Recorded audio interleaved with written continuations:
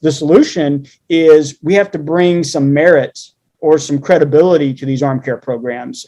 They can't just be these go stretch on your own, or here's a rubber band, here's a dumbbell, go do some strengthening exercises. It's got to be more than that. It's got to be very specific, and really it needs to be specific to the player.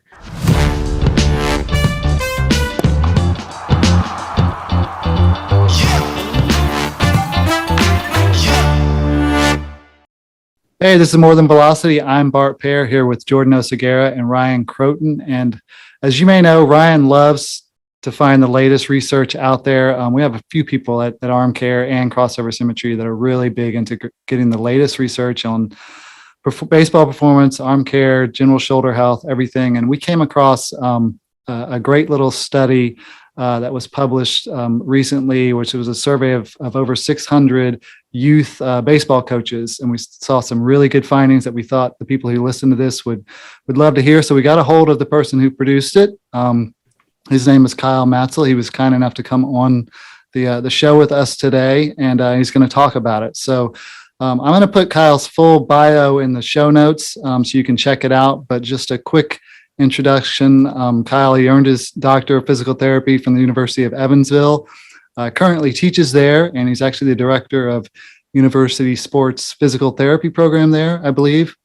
Also, Kyle's got a PhD from the University of Kentucky, where he studied arm care exercise implementation in adolescent baseball players, which I assume where this a lot of the data that was published in this came from. So, Kyle, why don't you just go ahead and introduce yourself, add anything else there, and then we'll get into the details of the research. Yeah, no, great. Thanks, guys. I really appreciate you so much, having me on for this podcast. It's really an honor. I think you hit pretty much the highlights. I'm a physical therapist by trade, and I got into academics a few years ago and went down the PhD pathway and really just got into doing arm care. I really was kind of looking at the research and thinking, man, what can we make the biggest kind of impact in the profession? And there just really wasn't a whole lot out there on arm care programming, yep, especially at the high school and youth level. So I thought, well, what can we do with that? And that's really what got me down that path. Cool. So why don't you give a general overview of the research you just published that we're talking about? And then I know Ryan's going to pepper you with questions. So we'll go from there. Sure. Yeah. Well, the survey that we did, it was really just kind of a basis of a start of a dissertation point, right? We wanted to kind of phrase what's going on in current practice right now. And we didn't really know if high school coaches or youth coaches or anyone was even using arm care. I mean, I think back to, when I was in high school sports and youth sports, it just seemed like the coaches were stretched so thin that, we didn't really know, they didn't really have a lot of time to dedicate to exercise and strengthening and stretching type of programs. They have other things they had to get to. So we decided that before we went off, on an exercise intervention study or a screening study, let's just see what the current state of arm care is. And so we sent out a survey. It was an electronic survey that went out to ended up getting 654 responses back, and which was a good number for us. It went all over the United States, and it really gave us some good perspective on what coaches are currently doing. Cool. Well, Ryan, do you want to ask questions, or are we going to go through some of the basic findings? What do you think? Yeah, no, I want to kind of mention one of the key findings and get Kyle's opinion of it. When he was looking at the comprehension of injury risk factors from the lens of the coaches, what they thought were contributing to injuries in the game, he had found that only 6% of them, a very, very small number, actually allocated a risk factor to strength. And I'm curious, Kyle, if you have any insights in terms of why you believe that may be. Yeah, it was a really interesting finding. I mean, anytime you do research, you always have the thought of the answers to the questions that you ask in the back of your mind. And I'm like, oh, okay, well, if there's one thing that high school coaches are really good at doing, it's prescribing strengthening and stretching exercises. And so they would value those, exercises well. And it's just really not how it panned out. Like the question was really phrased in, the context of, given all these risk factors out there, like what do you think is the most significant risk factors associated with development of injury? And yet the coaches really ranked strengthening very far down on the list, regardless of some of the literature that is supportive of strengthening as a risk factor. And they ranked things like pitch volume and fatigue and even mobility restrictions a lot higher, which again, in all fairness, those are risk factors as well. But it was really surprisingly just the small proportion of this sample that just clearly just didn't even acknowledge that strength was mattered very much. So it's just so interesting. And I don't know if that's carryover from, just other types of programs that they've been experienced to. I know that mobility has been a big push, and there's been lots of studies that have been done on stretching and improving range of motion and flexibility. And maybe those are carryover programs that they've just been accustomed to over the years of coaching, and they just follow through with them. Or maybe it's just simply an equipment issue. They didn't have dumbbells and bands and such to utilize, but yeah, it's really surprising that the strengthening wasn't a higher up on the list. Cool. So, and I mean, some of that, like you said, has value, fatigue and the other things. But clearly there's an education factor that we need to be focusing on, especially at that level. What were the other surprising findings that didn't expect going in?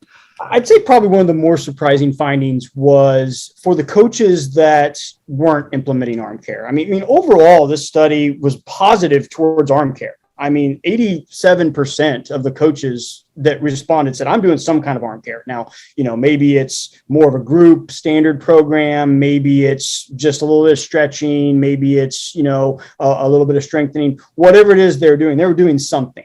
And I thought that was interesting in itself, because I thought that number was going to be much lower. I would have been happy with 50%.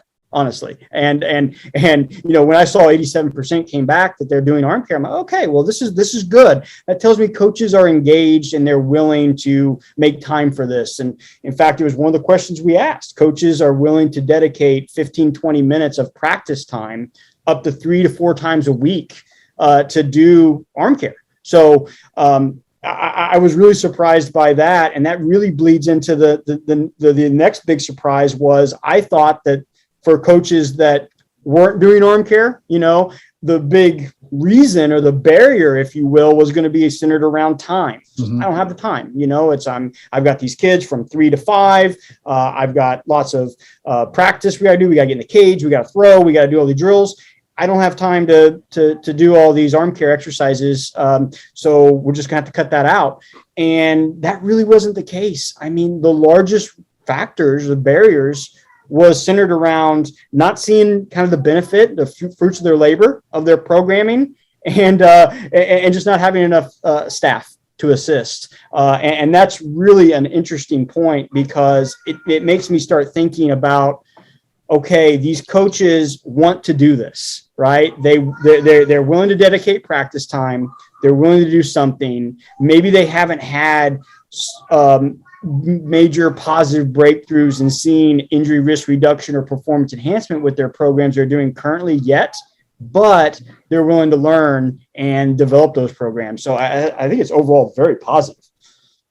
And just to clarify, the vast majority of respondents were at the high school level coaches? Yeah, these primarily went out to high school coaches. We tried to narrow that focus a little bit. There's been some other data that's been done in college and high school, or college and professional players. Not a whole lot centered around coaches in general, but we really wanted to be as homogenous as possible and just see at the high school level with these programs that maybe don't have athletic trainers, they don't have physical therapists, they don't have all these resources on in their back pocket.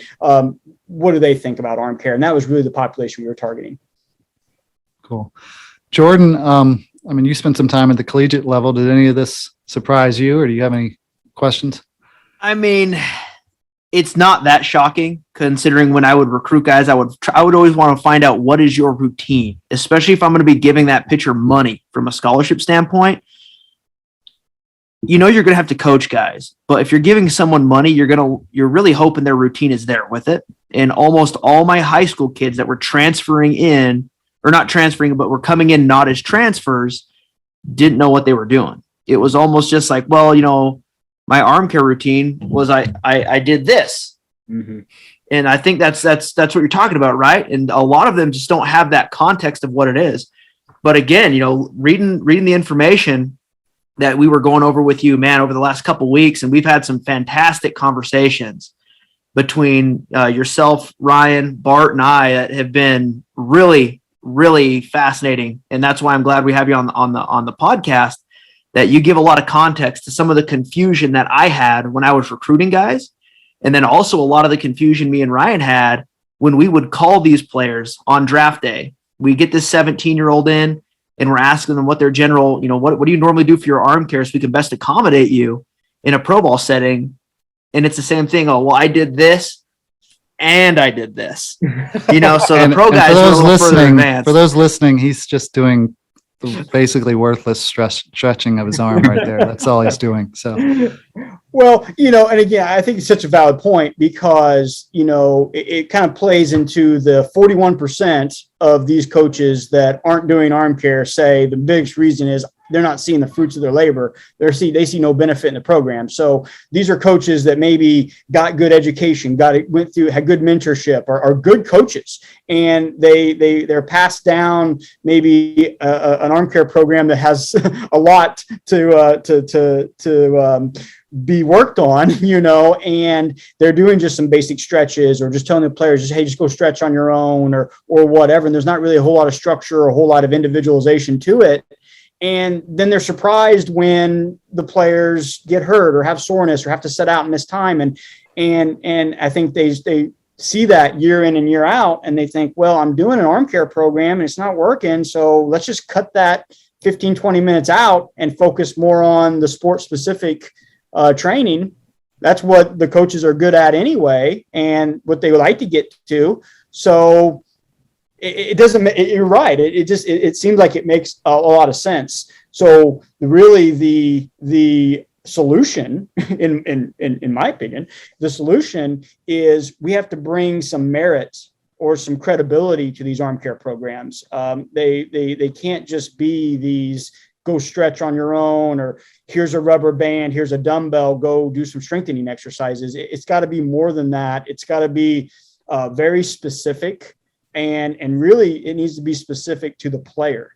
There's so many risk factors. I mean, and again, throw out all the volume related risk factors. You know, we know kids are throwing too much. We know kids are playing year round. We know that's a factor. Sure. Get it. Absolutely. But let's think about just the musculoskeletal risk factors, or just the physical risk factors, the GERD, the total arc of motion, the strength, the ER-IR ratios, the T-spines, the hips, whatever.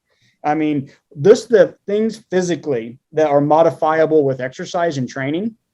I mean, you have literally lots of different combinations. So if you give players just the same stuff, standard group program, say, hey, everyone do these 5 exercises, you're going to hit some people where they need to be hit, but you're going to miss a lot of people. And I think that's why with most standardized arm care of the 3 standardized arm care programs that have intervention that exist in the literature right now, you see at best about just under 50% reduction in injury incidents. And it's because, again, at the same time, we're still guessing, and we need a way to not guess. I have a follow-up question. It's kind of, I guess, a 2-point question, because like Bart mentioned earlier before we all started recording, sometimes I can ramble. But my first question is, obviously, I remember we were talking about maybe 2 weeks ago, somewhere in that time frame, you were talking about injuries of the knee, specifically in soccer players, and they were putting out these, you know, general programs. 50% were dead on, and then the other 50%, it may or not have worked. And that's kind of what I saw when I was first getting into collegiate baseball and coaching in collegiate baseball, is I would put out a general arm care program, a general strength program. In my first year, 50% of my guys got way better, 25% got a little worse, and 25% stayed the exact same. Yep. So like 50%, I was hitting the bullseye, and then there was a quarter and a quarter that were just not even close. And once I started dialing in for the individual, that's when I started increasing that 50% to 60, and then to 65, and then to 70. And that's kind of my first question. I think that's what you're saying with individualization. Yeah. And then my second question is, you know, we obviously are looking at an increase in injury year to year. Injuries are not getting better there. And like you said, it was I think you said less than 50%. I don't want to take you out of context on that. Injury reduction. 40, we can cite it specifically if you want. 48.5 and 49.2% injury reduction in incidents. So perfect. Just south of 50%. Yeah. So less than 50%. Just like you said, I wanted to be 100% clear. I don't say something wrong there because ADD, again, I'm a pitching coach. The attention span's not always there. But the big point is everyone looks to pitch counts. Everyone looks to workload. And there's so much strict guidance on these workloads. And, you know, each state has their own recommendations for high school players. And if those were a bulk of the problem solving, wouldn't we see a reduction? That's my follow-up question. Mm-hmm. Maybe that's not the context of what I should be asking, but does my question make sense? It does. But I think what you're laying out is just the problem that we've really ran into for really the last 20, 25 years, right? It's kind of we can go all the way back to, the 90s and say, oh yes, volume and workload and pitch counts. And that's the root of all evil. And there was been a lot of great work by a lot of great, professionals that have published studies specific to that. So I don't want to discredit that, but if that was all there was to it, if that was the whole piece of the pie, then yeah, the injuries would be declining and things would be getting better and we would be figuring that out. And it's easy just to say, oh, well, they're just still not following those guidelines. And there's probably some truth to that. But where I think of it, and this is where my mind goes, is the world is far too complex to blame a singular thing. Or, we can never just say it's just because they're throwing too much. Like there are, some kids that throw a ton and they do fine, and they're very durable. And so it's like, well, what's different about those kids? Well, I start thinking about, well, let's say they're a highly trained, sports car, you're a Ferrari going down the road at, 80 miles an hour, but you've got two flat tires. I mean, eventually you're going to have a problem. Something's going to blow somewhere in that car and you're going to have an issue. And I think that's what's happening with the kids these days. And, whether I say kids, I mean, youth, high school, college, professional, the players, they are going out there and putting a lot of high volume, high intensity, high performance on top of a lot of physical and musculoskeletal deficits. And whether that's strength, range of motion, whether that's shoulder, whether that's somewhere else, but they're there and it's causing increased stress and they're breaking down. So you put a lot of volume on some flat tires, you're asking for a big time problem. I really like that volume compared to flat tires analogy. That makes a ton of sense for me. One of the things actually, Kyle, I wanted to ask you about the research that people might not know is that you found some inconsistencies with coaching experience. And in terms of individualization, I know we've been on that topic of trying to meet the needs of the athlete with objective data. And that's one of the things that our arm care device does is provide the objective data of how the athlete's performing. But what would you think in terms of the health outcomes that could occur in association to coaching experience? I know there wasn't any kind of study directly related to that.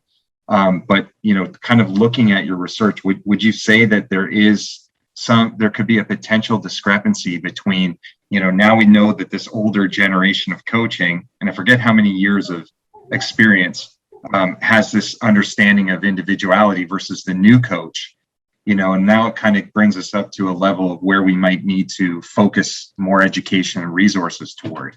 Yeah, no, great point. And this is one of the other kind of things in this survey that was surprising to me a little bit, was that we asked the question of, do we think that implementation of arm care exercises, specifically implementation of more an individualized or player specific arm care regimen, is related to coaches' age or coaching experience level, or even their educational status. And again, my knee-jerk reaction with it was, oh yeah, these younger coaches that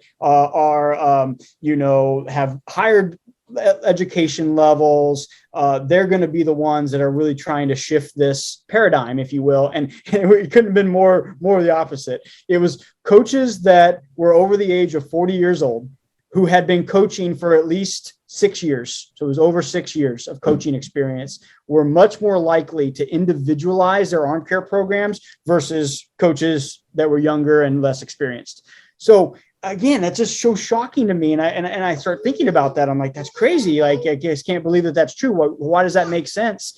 And what I kept coming back to as I was talking with coaches in the community was that these coaches that are old or a little more experienced, they've tried standard arm care. They've tried the go stretch and go strengthen on your own and not been very specific and not tailored it to the needs of the players. And they've failed. They've been very unsuccessful with that approach.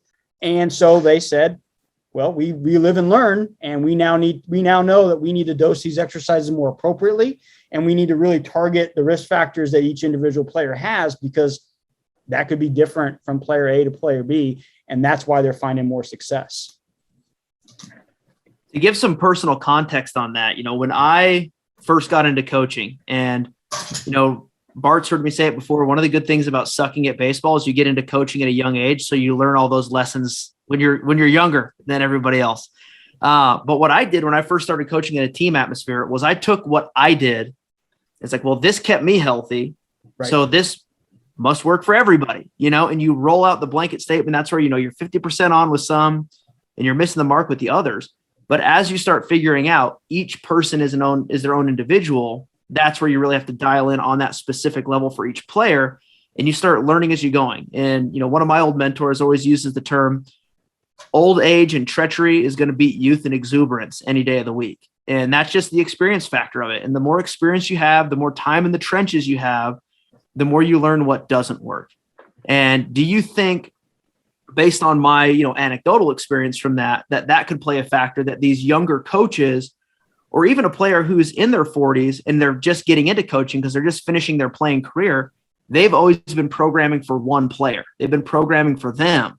So once they have to program for the team, is it kind of that fail-safe, you think, to always go to, well, this is what worked for me?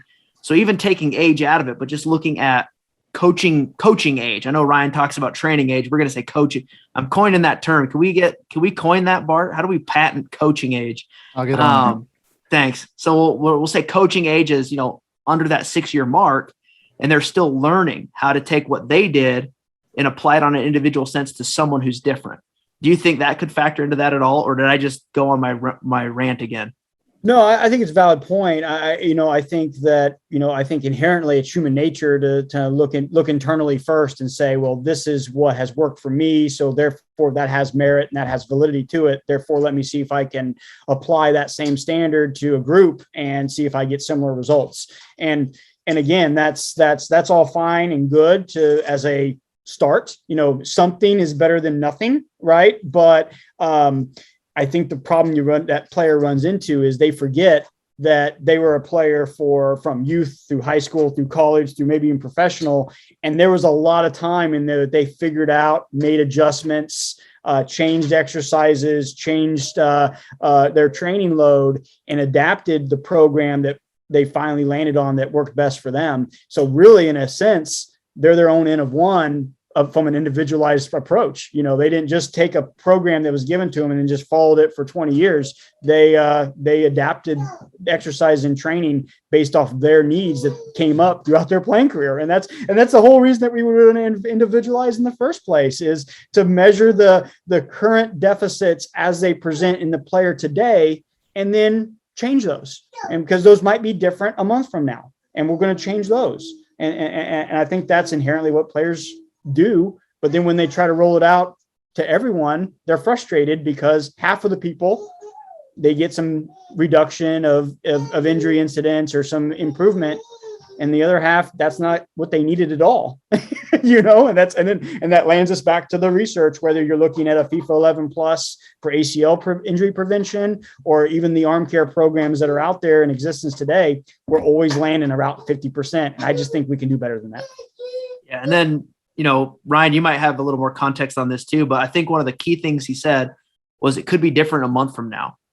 And we've had some cool opportunities, me and Ryan, to talk to some different sports, kind of the industry leaders. And, we're talking to some rugby coaches, some rugby trainers, cricket trainers. One of my favorite was we got to talk to some hockey guys. They're just a lot tougher than baseball players normally in general. And you hear the way that they're individualizing to get these guys, skating speed or to get them back to full sprint speed. And they're testing all the time. They're constantly looking into these things, because for a high performance level, you can't just hit the bullseye 50% of the time, or you don't make the postseason and everyone gets fired. As opposed to, the less competitive the level is, maybe that blanket program's okay. But as you get to a higher performance level, you have to be on the bullseye. You can't just be hitting the paper, if that makes sense. Yeah, I just wanted to jump in that, because what Kyle said was very, very impactful, where he didn't realize, that time wasn't going to be a factor. And we're talking about training, but we need to be able to allocate time to observation. You see, the thing that we really want to do with our technology is to bridge the gap between clinical care and coaching. And I think it's of the essence that we do build in time, and we're taking up minimal time to be able to observe an athlete, but that needs to be done. I remember our GM, who was with the Angels, Billy Epler, he'd always say it, best. He said, you either pay now or you pay later. And I think that's something that, has to be said for in the industry, is that, given that there's all this technology, there's so much technology in this day and age, and, talking to all these leaders in other sports, they have access to just about everything, and depending on their budgets at professional levels, they can measure everything. But, they need to have the time to observe, and they can't miss observation windows, and so some of the college programs that we talk about, they have their own medical staff. But I think when it comes to the coaching community, the guys that have their own facilities, they don't have all these particular opportunities to rely on people. We need to find a way to give them more opportunity to screen.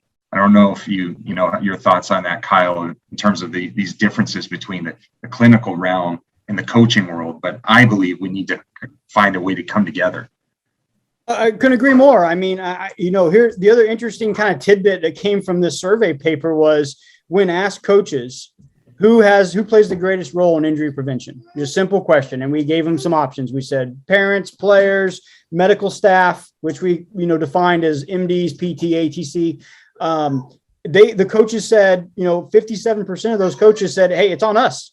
It's on the coaches. The coaches, they think it's their territory. They think it's their responsibility, that they know the players the best, that they know the baseball strategy the best, that really these injuries that are developing in their kids and keeping them healthy, they own that.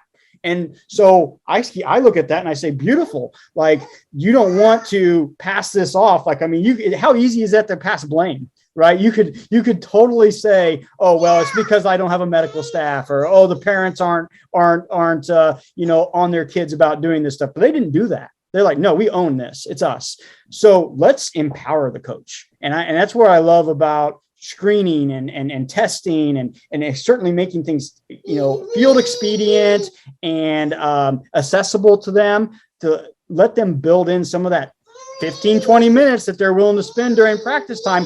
Part of that's testing, part of that's screening, but that actually makes your exercises more effective and more efficient. And like you said, you pay a little bit up front in time, but you get a lot more bang for your buck down the road.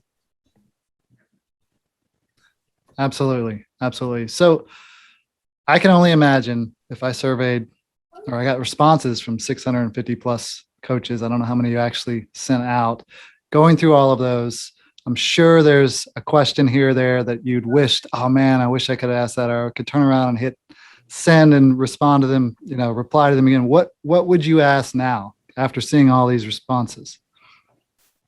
Wow. Oh, wow. That's a really good question. I would ask them how effective they felt that their arm care programs were, because when I saw the information it was like, hey, the 41% of these coaches that aren't doing it, they don't see the benefit.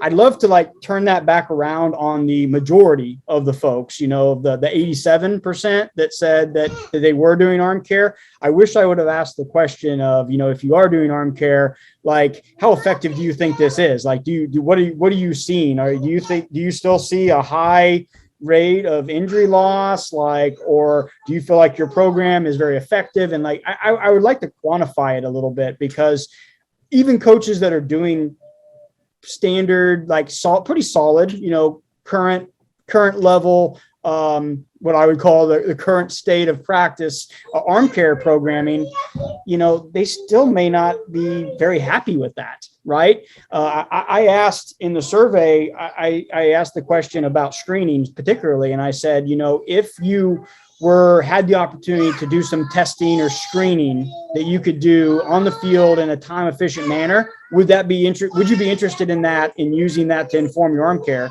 And 70% said, yeah, that they would.